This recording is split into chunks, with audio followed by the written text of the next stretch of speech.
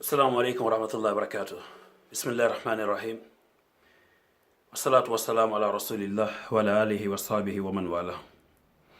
Mes sœurs et mes frères, nous tous on a vu ce qui s'est passé au Escarbec, Rue Rosier, Molenbeek. La fille qu'on a violée, un enfant, un bébé, un enfant de 4 ans. Notre sœur allait manifester, mais on n'a rien vu. Si c'était un blanc, un enfant blanc qu'on a violé, ou bien un enfant arabe qu'on a violé, même le gouvernement belge va se parler à ce thème-là. Mais comme nous, on ne considère même pas une fille de 4 ans, la personne, la merde qui l'a violée, il n'y a personne qui a dit rien. On se doit parler, nous tous on doit parler. Ça c'est pas normal. Où est la démocratie? Où est la démocratie, mes sœurs et mes frères? Une fille de 4 ans, 4 ans, 4 ans. Ya subhanallah. Si c'était un enfant blanc, si c'était un noir qui a violé un enfant blanc, même Euronews, France 24, tout le monde va s'intéresser. Mais comme c'est une fille immigrante, Allahu Akbar. Si c'est un fils juif, l'Yahoud, si c'est un fils juif qu'on a violé, même le roi belgique il doit parler, il va parler. Mais regardez-vous ça, où est la démocratie? Où est la démocratie? C'est ça que je demande à tout le monde. Subhanallah.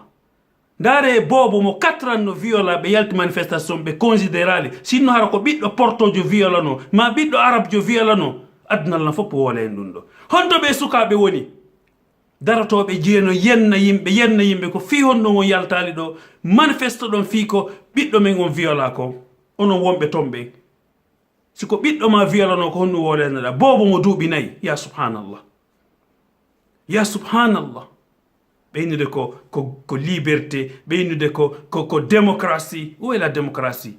Ko démocratie e hoore pauvre ɓe ɓen marsata. Sinno hara ko ɓiɗɗo yahoud ɓiɗɗo juif jo wiyalano billahi ko France 24 Aljazair Euronews tout le monde wowlayno ɗum ɗo kono ɓay ko ɓiɗɗo pullo ɓe haajaka jonno ɓeyde ko démocratie ko paranɓe makko ɓen perdi bonna avenir bobo mo duuɓi nayyi wowlanelan sinno hara ko ɓiɗɗo portojo wiyalano e o âge mo mari ɗo. Honto ambassade Guinée on woni? Ambassade Guinée honto o woni? Ko honno on rôle makko on? Ko ɓay enen africain ɓe ɓen hiɓe considéré ko vaut rien. Ko ɗum waɗi si ɗi piiji ɗo no waɗa e hoore men. Wallahi no yurmi. Ɓennude ko démocratie, égalité. Tout le monde a vu ça. Un enfant de 4 ans. 4 ans. Comment un fou, un homme peut violer un enfant de 4 ans? Ils sont là de dire ces mensonges. Parce que c'est une fille immigrante. Si c'était un blanc qu'on a violé, tout le monde va se laver. Tout Belgique, tout. Les 4 régions, tout va aller se manifester. Mais comme c'est une fille immigrante, fille peul, on ne lui donne même pas une considération. No yurmi harano hande ko portojo ɓiɗɗo portojo wiyalano Anvers, Courtrai, Liège, Bruxelles fop mo hay européen ɓe hay France, Hollande, Belgique, Allemagne fop manifeste tono e hoore ɗum ɗo ma hara ko ɓiɗɗo juif jo wiyalano kono ɓay ko ɓiɗɗo immigrant surtout kadi tawi kadi ko pullo. Honto ambassade Guinée on woni? Honno woni rôle ambassade Guinée ɓe ɓen? Ko honno woni rôle ambassade Guinée on?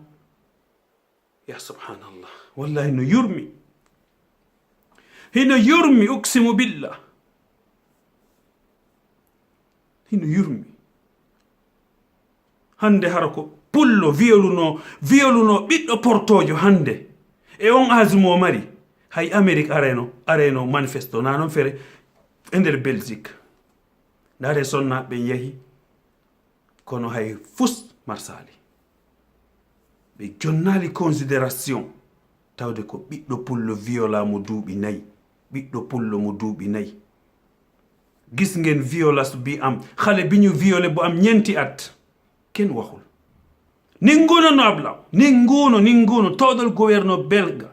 Nadie no habla nada. Con una niña de 4 años. Violencia de 4 años. Nadie no habla nada. Ninguno. Si era un blanco que no ha hecho esto, todo el mundo va a hablar. Todo el mundo va a hablar. Todo. Pero como es una hija de un inmigrante, no tiene importancia. ¿Dónde está la democracia? ¿Dónde está la igualdad? Ya subhanallah. No yurmi, wallahi no yurmi. Enen hiɗen yurmi, ɗen woni triste.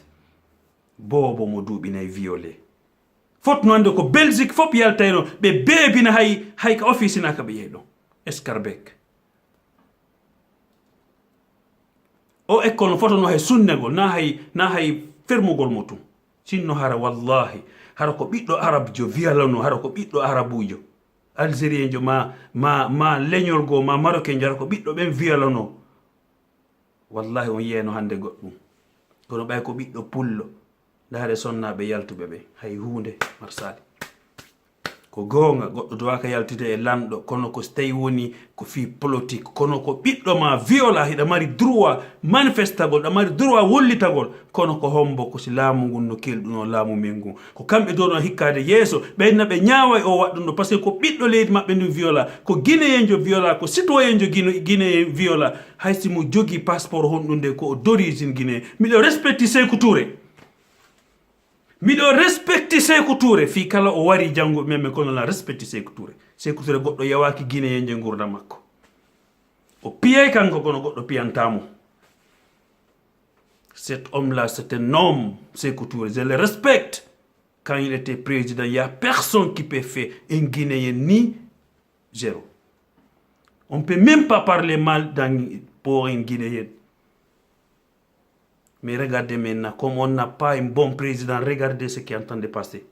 On a violé une fille de 4 ans, les gouvernements n'ont rien dit, les consulations n'ont rien dit, l'ambassade n'a rien dit, comme ce n'est rien passé.